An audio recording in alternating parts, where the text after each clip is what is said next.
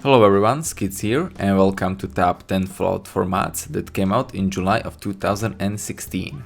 As always, this is my personal list, and if you have any other suggestions, feel free to leave them in the comments, I will be glad to read them.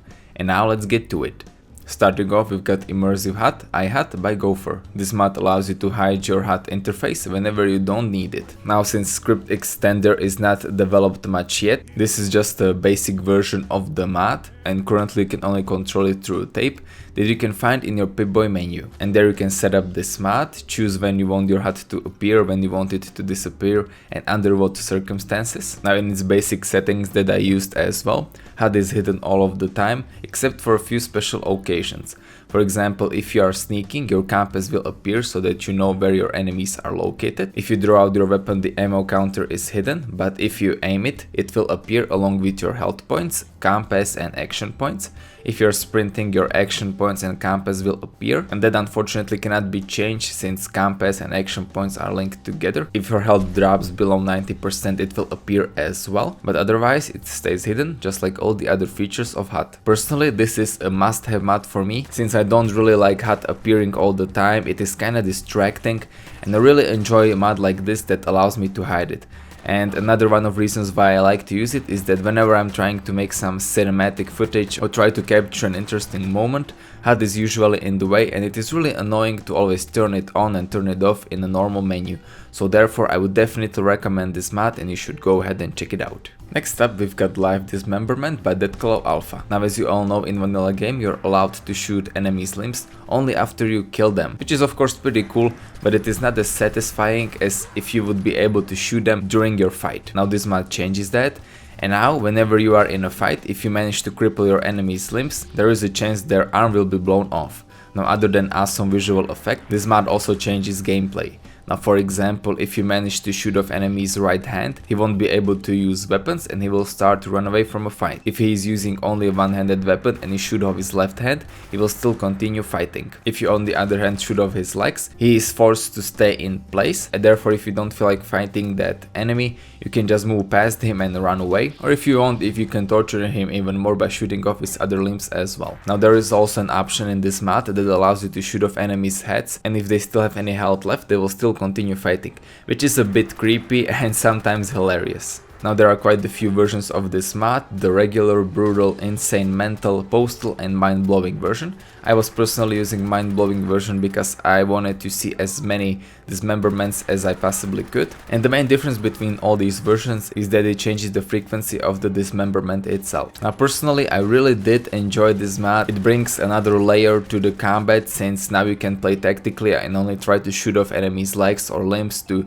take them out of fight. And also the visual effects for this mod are great as well. I really like the enemy's reaction to you shooting off their limbs, and therefore I would recommend this mod, and you should go ahead and download it. Coming up next, we've got Gunslinger outfit by Elianora. Now, just like every month, there were tons and tons of great outfit and armor mods that came out for Fallout 4, but since I didn't want to only include those in my top 10, I only chose one that I liked most, which was this Gunslinger outfit. You can obtain it by buying it from Felon's Basement in DC, and you can find the hat in a place where you encounter a dangerous mercenary. Outfit and hat also offers some nice statistics. Outfit has 30 damage threshold, 15 energy and 15 red resistance, and hat adds +2 to luck. When it comes to its visuals, I really enjoyed it, especially since I'm a fan of Western movies and Western in general. As always, Elianora has provided us with the great textures and model. This outfit does not lack any details, and I especially liked all the parts that this outfit was created out of, like the t-shirt, scarf, coat, trousers and boots as well. This mod was created to be used with CBBE body. It is also compatible with body slide, but if you don't use any body mods, there is also a vanilla version available. Overall, a great looking outfit that I personally think fits in the Fallout 4 atmosphere, and I would recommend it. Now let's take a look at Workshop Synth production by Kentington. If you guys ever visited Institute, then I'm sure you also encountered the synth creation machine that basically creates the synths that you can encounter in a game. Now, if you ever dreamed of creating your own synths,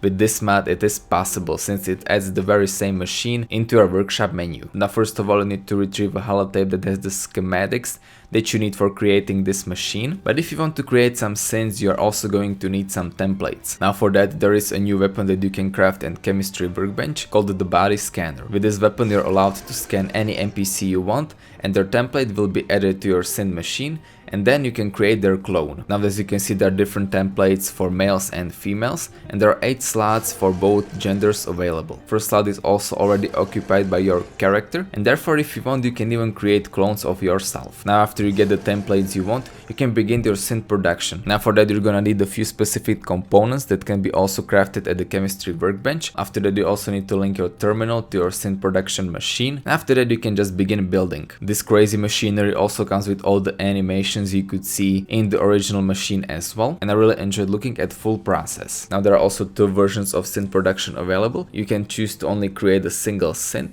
or if you want, you can begin their production, and therefore you are going to create a lot of clones of the template you've chosen. But nevertheless, this is a very good mod. I did enjoy it, and I had a lot of fun cloning my character especially. And if you want to create your own synths as well to occupy your settlements, then go ahead and download this mod. Next up, we've got QuickTrade by Registrator 2000. Now this is a relatively simple but very important mod that allows you to trade with settlers, vendors, and also any companions you have obtained by simply pressing a hotkey, which is R for this mod. In vanilla game, whenever I tried to trade, I always had to go through the vendor's annoying dialogue that I already heard thousands of times, and this mod is definitely a must-have for me. Now like I mentioned, this mod also applies to any of your settlers or companions.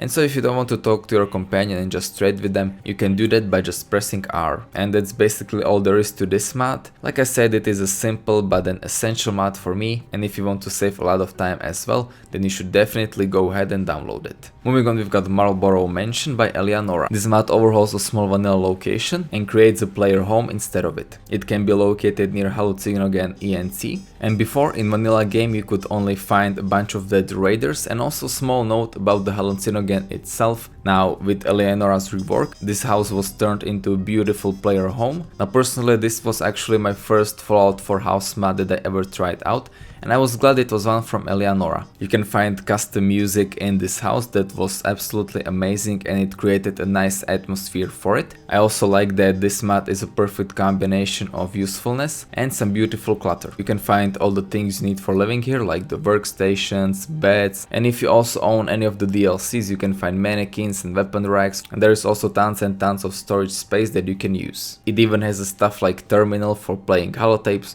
or bubblehead shelf and magazine racks. Another cool feature I also like is the day and night circle, which basically means that during the day there is light coming through your windows into your house and basically lighting it, while at the night it is really dark and you have to use your Pip-Boy flashlight if you want to see anything, which was a really cool and realistic feature that I did enjoy. So therefore, if you're looking for a small player house mod that it has beautiful design and also has all the things you might need, then this one is exactly for you.